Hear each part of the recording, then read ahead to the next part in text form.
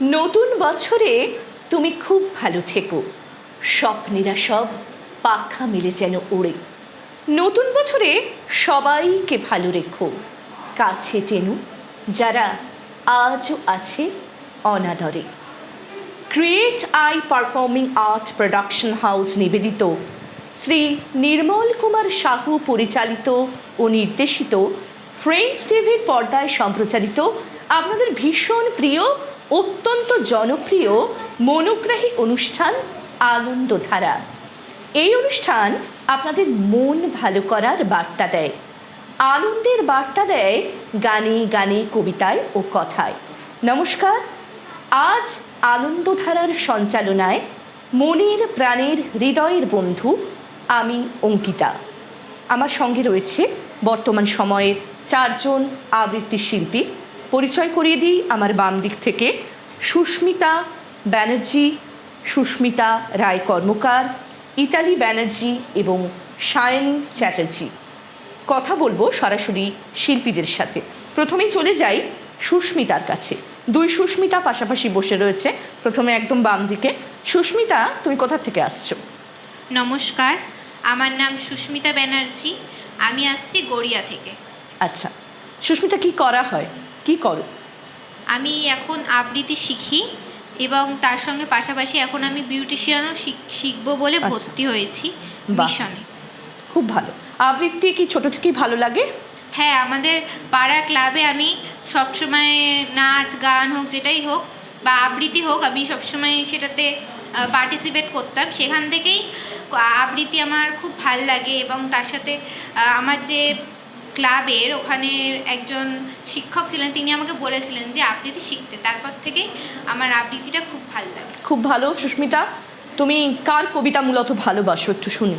আমরা যেহেতু সবাই বাঙালি, তার জন্য আমাদের সবার রবীন্দ্রনাথ ঠাকুরের, সেটা একদম। আবৃত্তি হোক বা নাচ হোক, যে কিছুই হোক, রবীন্দ্রনাথ ঠাকুর থাকে। একদম, রবি ঠাকুর তো বাঙালির মননে, সকলের মনে অধিষ্ঠান এবং করেন তার তিনি। সাথে সাথে আমি আধুনিক কবিতাও করি, তো রবীন্দ্রনাথ ঠাকুরের কবিতাও আমি ভালো লাগে আমার। একদম।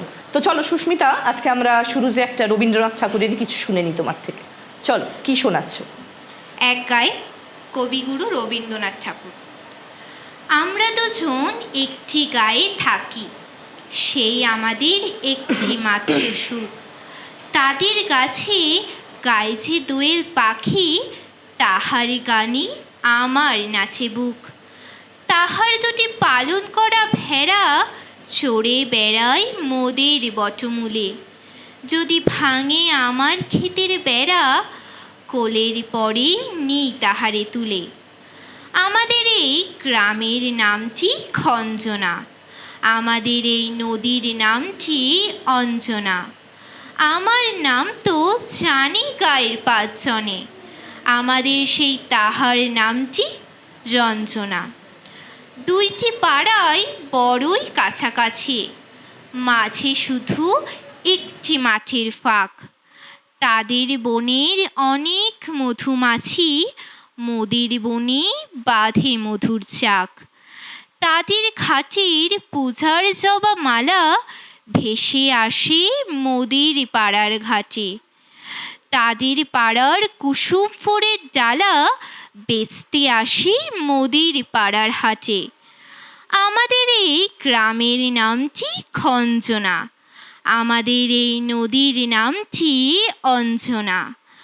আমার নাম তো জানি গায়ের 5 জনে, আমাদের সেই তাহার নামটি রঞ্জনা। আমাদের এই গ্রামের গলি পড়ে আমের বলে ভরে আমের বন। তাদের ক্ষেতে যখন তিসি ধরে, মোদের ক্ষেতে তখন ফোটে শন। তাদের ছাদে যখন ওঠে তারা, মোদের ছাদে দক্ষিণ হাওয়া ছোটে। তাদের বনে ঝরে শ্রাবণ ধারা, মোদের বনে কদম ফুটে ওঠে। আমাদের এই গ্রামের নামটি খঞ্জনা, আমাদের এই নদীর নামটি অঞ্জনা। আমার নাম তো জানি গায়ের 5 জনে, আমাদের সেই তাহার নামটি রঞ্জনা।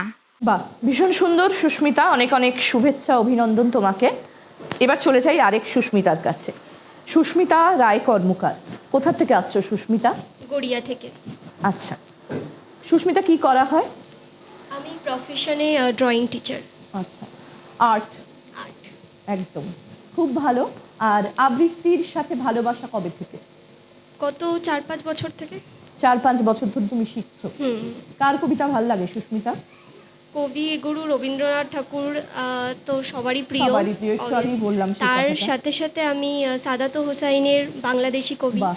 তো এনার কবিতা আমার ভীষণ ভালো লাগে, আধুনিক আধুনিক কবিতা। তো চলো সাদাত হোসাইন শুনে নিই একটা। একটা দুঃসংবাদ আছে, যারা আমাকে ভেঙে চুরে টুকরো কাচের মতো ছড়িয়ে দিতে চেয়েছিল তাদের জন্য। দুঃসংবাদটি তাদের জন্য যারা ভেবেছিলে আমি হোঁচট খেয়ে পড়ে গেলে আর কখনো উঠে দাঁড়াতে পারবো না, মুখ থুবড়ে পড়ে থাকবো গা ঘিনঘিনে কাদায়। আমাকে ছিঁড়ে কাগজের মতো কুচি কুচি করে হাওয়ায় ভাসিয়ে দিলে আমি হারিয়ে যাব দিক শূন্যপুর।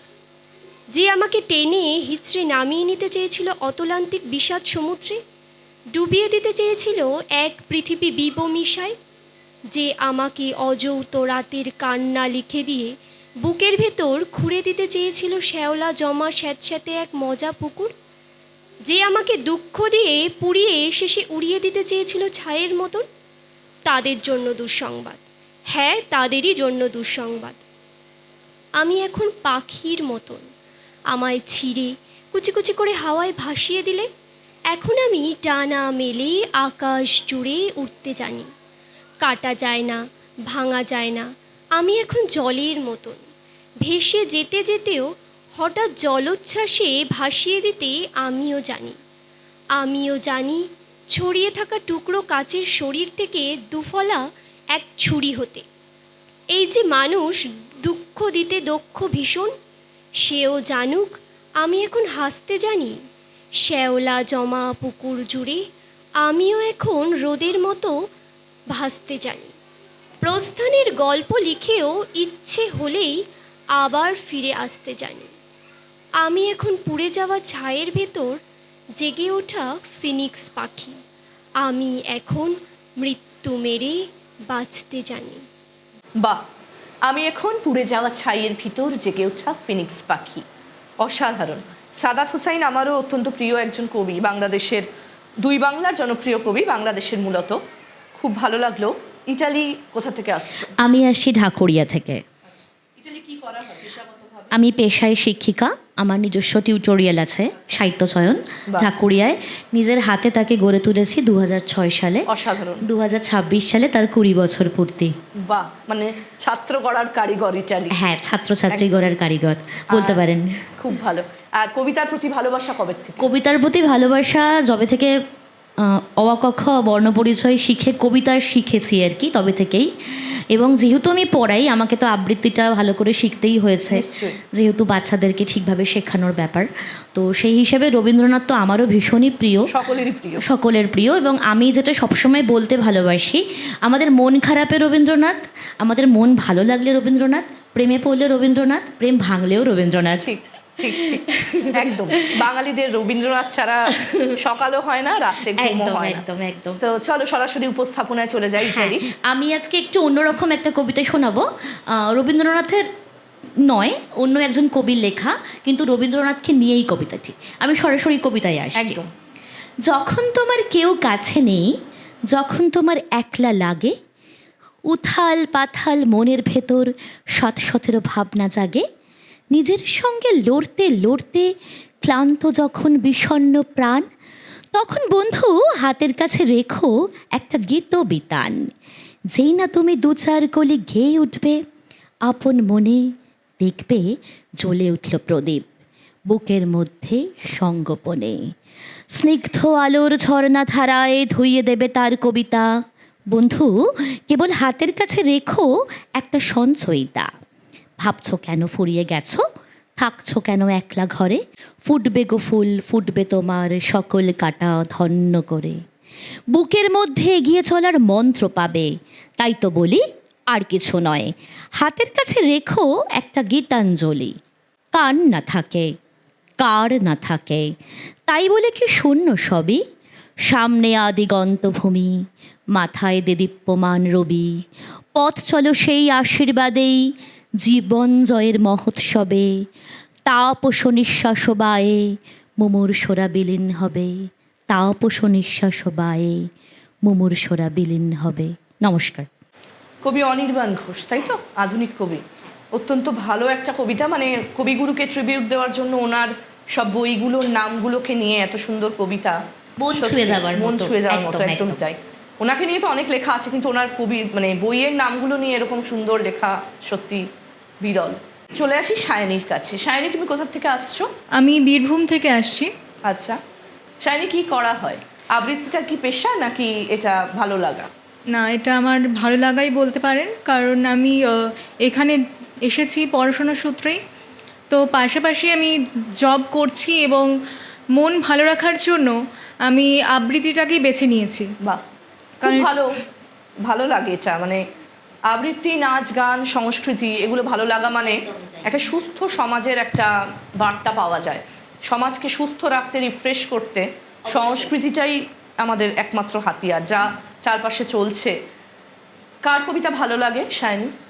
অবশ্যই বিশ্বকবি রবীন্দ্রনাথ ঠাকুর তো আছেনই, তার সাথে নজরুল আছেন, সুকান্ত ভট্টাচার্য, মাইকেল মধুসূদন দত্ত, মোটামুটি সব কবিরই ভালো লাগে। তবে তবে পুরোনো দিনের কবিদের বেশি প্রেফার করো, যা মনে হচ্ছে হ্যাঁ, শুনে। হ্যাঁ, হ্যাঁ। আচ্ছা, তো চলো একটু সনাতন কবিতায় কিছু শুনে নেওয়া যাক তোমার থেকে। আধুনিক আছে। হচ্ছে পরপর, একটু সনাতন কিছু শুনি। আচ্ছা, তাহলে আমি সুকান্ত ভট্টাচার্যের একটি কবিতা শোনাচ্ছি, একটি মোরগের কাহিনী। একটি মোরগ হঠাৎ আশ্রয় পেয়ে গেল বিরাট প্রাসাদের ছোট্ট এক কোণে। ভাঙা প্যাকিং বাক্সের কাদায় আরও 2-3টি মুরগির সঙ্গে। আশ্রয় যদিও মিলল, উপযুক্ত আহার মিলল না। সুতীক্ষ্ণ চিৎকারে প্রতিবাদ জানিয়ে গলা ফাটালো সেই মোরগ ভোর থেকে সন্ধে পর্যন্ত। তবুও সহানুভূতি জানালো না সেই বিরাট শক্ত ইমারত। তারপর শুরু হলো তার আস্থা করে আনাগোনা। আশ্চর্য, সেখানে প্রতিদিন মিলতে লাগলো ফেলে দেওয়া ভাত রুটির চমৎকার প্রচুর খাবার। তারপর একসময় আস্থা করেও এলো অংশীদার, ময়লা ছেঁড়া ন্যাকড়া পড়া 2-3টে মানুষ। কাজেই দুর্বলতর মোরগের খাবার গেল বন্ধ হয়ে। খাবার খাবার, খানিকটা খাবার। অসহায় মোরগ খাবারের সন্ধানে বারবার চেষ্টা করল প্রাসাদে ঢুকতে। প্রত্যেকবারেই তারা খেল প্রচণ্ড। ছোট্ট মোরগ ঘাড় উঁচু করে স্বপ্ন দেখে, প্রাসাদের ভেতর রাশি রাশি খাবার। তারপর সত্যি সে একদিন প্রাসাদে ঢুকতে পেল। একেবারে সোজা চলে এলো ধবধবে সাদা দামি কাপড়ে ঢাকা খাবার টেবিলে। অবশ্য খাবার খেতে নয়, খাবার হিসেবে। পরপর অনেকগুলো আধুনিক কবিতা, রবীন্দ্র কবিতা শোনার পর সায়নীর কাছ থেকে সুকান্ত ভট্টাচার্য শুনে মনটা বেশ অন্যরকম একটা হয়ে গেল। ভীষণ সুন্দর একটা কবিতা, দারুণ একটা বার্তা সমাজের কাছে এই কবিতাটা দিচ্ছে। খুব সামান্য একটা বিষয়কে নিয়ে লেখা, কিন্তু ছোট্ট একটা মোড়ক, তার মাধ্যমে এত সুন্দর বার্তা দেওয়া যায়। খুব সুন্দর জমে উঠেছে আমাদের আনন্দধারার এপিসোড। একটা ছোট্ট ঘোষণা রয়েছে আমাদের দর্শক বন্ধুদের জন্য। আপনি কি সঙ্গীত, আবৃত্তি, শ্রুতিনাটক, একক অভিনয়, নৃত্য ইত্যাদি কলাকৃতিকে এই অনুষ্ঠানে পরিবেশন করে নিজের প্রতিভা প্রকাশ করতে চান?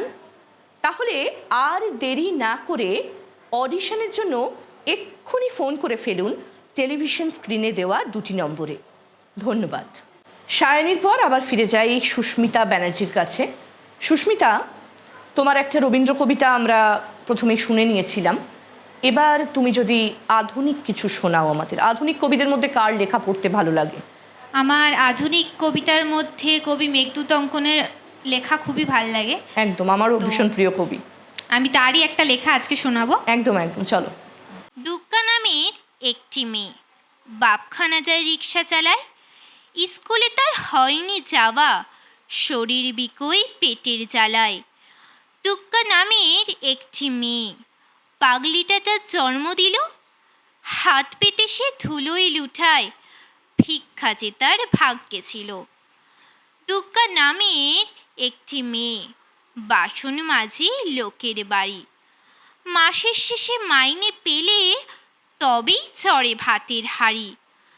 টুক্কা নামের অনেক মেয়ে, কেউ বা শ্রমিক, কেউ বা চাষি, কেউ বা আবার পেটের দায়ে ধনির ঘরের কাজের মাসি। সবাই তারা মুক্তি খোঁজে জীবন পথের জটিল বাঁকে। কেউ খুঁজে পায় সুখের চাবি, কেউ বা পড়ে দুর্বিপাকে। এমনভাবেই চুপ কেটে যায়, কেউ কি তাদের খবর রাখি? আমরা মাতি মূর্তি পুজোয়, আলোয় আলোয় স্বপ্ন আঁকি। নতুন কাপড়, নতুন জামায় আমরা সাজি রাজার মতো। ছিন্ন মলিন পোশাক ঢেকেই দুগ্গা লোকায় মনের ক্ষত। আমার সমাজ অবাক সমাজ, মূর্তি পুজোয় পয়সা ওড়ায়।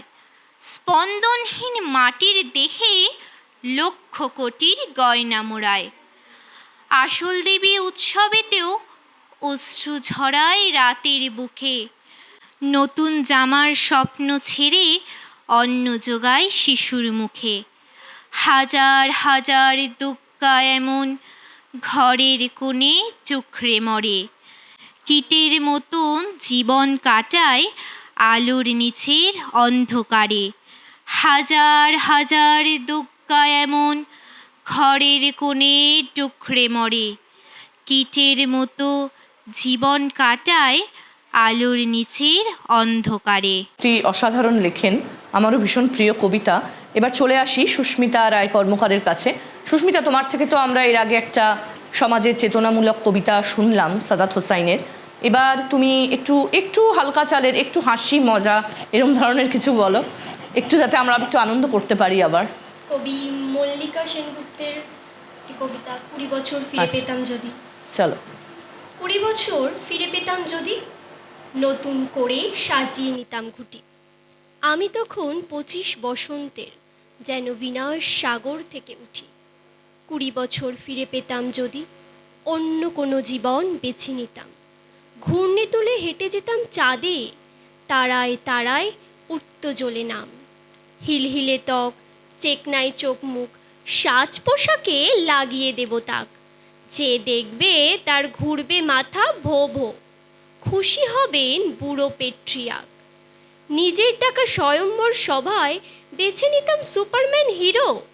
অ্যান্টোনিও ব্যান্ডেরাসের দিকে ছুড়ে দিতাম বসন্তের তীরও। গম্ভীর এই দিদিমণির মুখে বসিয়ে দিতাম মোনালিসার হাসি। যে কথা আমি বলিনি কোনোদিনও, বলে উঠব তোমায় ভালোবাসি। যে কথা আমি বলিনি কোনোদিনও, বলে উঠব তোমায় ভালোবাসি। অসাধারণ। মল্লিকা সেনগুপ্তের একদম অন্য স্বাদের একটা কবিতা। মল্লিকাদির কবিতা সাধারণত আমরা দেখি খুব মানে গম্ভীর এবং নারীবাদী কবিতা, তার মধ্যে একটা খুব সুন্দর মজার একটা ফ্লেভার পাওয়া গেল, খুব ভালো লাগলো। ইটালি, তোমার দ্বিতীয় নিবেদনে কি শুনবো? সুস্মিতা যে বললো 20 বছর ফিরে পেতাম যদি, অ্যাকচুয়ালি আমাদের জীবনের অনেক ফেলে আসা ইচ্ছা থাকে, সেই ইচ্ছাগুলো তো অপূর্ণ থেকে যায়। তো আমি একটা কবিতা বলতে চাই, তার মাধ্যমে আমি সমস্ত সমাজকে একটা বার্তা দিতে চাই যে অপূর্ণ ইচ্ছাগুলো নিজের সন্তানের মধ্যে দিয়ে আমরা পরিপূরণ যদিও করে থাকি, কিন্তু আমরা কিন্তু সব বয়সে এসে ইচ্ছা পূরণ করতে পারি, একদম তাই না? তো সেই হিসেবে আমি মীনাক্ষী দাসের একটি কবিতা আপনাদের সামনে নিবেদন করছি। সারাটা দিন চরকি পাকের খেলায় ছুটতে থাকি কাজের পিছু পিছু, সবার জন্য সময় দিতে গিয়ে নিজের জন্য থাকে না আর কিছু। আমারও তো ভাবনাতে ঢেউ ওঠে, উজান এসে ভাটায় মিশে যায়, গত জন্মের পদ্য লেখার খাতা সব ভেসে যায় কাজের তাড়নায়। ছোট্টবেলার সেই যে আঁকার তুলি, মনের ভেতর কত না রং খোঁজে। আমার এখন আঁকার সময় নেই, সেসব কি আর রং তুলিরা বোঝে? গাইতে গেলে ক্লান্তি আসে খুব, ঘড়ির কাঁটায় ফুরিয়ে আসে দম। সুরে সুরে গাইতে গেলে মালা ছড়িয়ে পড়ে সমস্ত সরগম। মনকে বলি চুপটি করে বস, নিজের জন্য দু চার দণ্ড রাখ। এতদিন তো আঁকলি সবার ছবি, এবার একটা নিজের ছবি আঁক। Thank you. কবিতাগুলোই তো আমাদের মেয়েদের জন্য বেশিরভাগ লেখা এবং তাদের ইন্সপিরেশনাল, বেঁচে থাকার রসদ, একদম। আমিও খুব ইন্সপায়ার্ড হই মীনাক্ষীদের লেখা পড়ে, ভীষণ প্রিয় কবি আমারও। সায়নীর কাছে চলে যাই। সায়নী, তুমি তো একটা পুরনো কবিতা আমাদের শোনালে, কবি সুকান্ত ভট্টাচার্যের। বললে আমার মানে তোমার মূলত পুরনো দিনের কবিদের বেশি তুমি ভালোবাসো পড়তে। তো আমার খুব ইচ্ছা করছে যদি শক্তি চট্টোপাধ্যায়ের কিছু শুনতে পারি এই এপিসোডে। শক্তি চট্টোপাধ্যায় কেউ শোনালো না, আমার খুব প্রিয় কবি। সায়নী কি কিছু পারবে শক্তি হ্যাঁ, চট্টোপাধ্যায়? অবশ্যই পারবো। এবং আমার এটা খুবই পছন্দের একটা কবিতা, যেহেতু এটা সম্পর্ক নিয়ে। আচ্ছা। কারণ আমার মনে হয় এখনকার দিনের সম্পর্ক যেরকমভাবে হচ্ছে, তো বন্ধুর সম্পর্কটা ভীষণই দামি। একদম। তো সেটা নিয়েই আমি একটা কবিতা শোনাচ্ছি। চলো। সম্পর্কের বাজারে পৌঁছে পা দুটো থেমে গেল। সম্পর্ক বিক্রি হচ্ছিল ওখানে খোলা বাজারে। আমি কাঁপতে কাঁপতে জিজ্ঞেস করলাম, কী দামে বেচছো ভাই এই সম্পর্কগুলো? দোকানদার জিজ্ঞেস করলো, কোন সম্পর্কটা বানাতে চান আপনি? ছেলের না বাবার, বোনের না ভাইয়ের? বলুন আপনি কোনটা চান? মানবতার না ভালোবাসার? মায়ের না বিশ্বাসের? বাবুজি কিছু তো বলুন, কোনটি নিতে চান? চুপচাপ দাঁড়িয়ে কেন, ঠিক ভেবে বলুন। ভয়ে ভয়ে বললাম, বন্ধুর। দোকানদার ভিজে চোখে বলল, দুনিয়াটা এই সম্পর্কেই তো টিকে আছে। তবে মাফ করবেন বাবুজি, এই সম্পর্কটা বিক্রির জন্য নয়, এর কোনো দাম দিতে পারবেন না। আর যেদিন এটাও বিক্রি হয়ে যাবে, সেদিন দুনিয়াটা উজাড় হয়ে যাবে। শক্তি চট্টোপাধ্যায় দিয়ে শেষ হলো আমাদের আজকের আনন্দধারার এই এপিসোড। উপস্থিত সকল শিল্পীকে আমার আন্তরিক ধন্যবাদ ও কৃতজ্ঞতা। সকলে খুব ভালো থেকো, তোমরা তোমাদের কাজ নিয়ে, কবিতা নিয়ে অনেক অনেক দূর এগিয়ে যাও। আগামী দিন খুব ভালো কাটুক। ধন্যবাদ জানাই সমস্ত দর্শক বন্ধুদের ফ্রেন্ডস টিভির সঙ্গে থাকার জন্য।